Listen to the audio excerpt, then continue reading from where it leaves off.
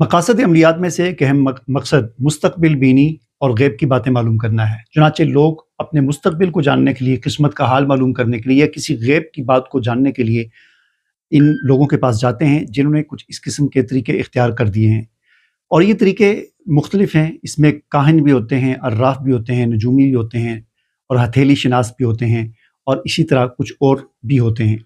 یہ تمام طریقے ناجائز ہیں۔ حضور نبی کریم صلی اللہ علیہ وسلم کی حدیث کے مطابق جو لوگ کسی کاہن کے پاس جائے، عراف کے پاس جائے، نجومی کے پاس جائے اور اس سے جا کر کوئی سوال کرے، مستقبل کے بارے میں معلوم کرے اور پھر اس کی تصدیق کرے، تو ایسا شخص اس دین کا منکر ہے جو حضور نبی کریم صلی اللہ علیہ وسلم لے کر آئے۔ تو یاد رکھیں، جن لوگوں کی نہ نماز قبول ہوتی ہے حدیث کی روح سے اور نہ وہ دین امت محمدیہ میں شمار ہوتے ہیں، آپ ان کے پاس جاتے ہیں، ان کی دعائیں بھی قبول نہیں ہوتی۔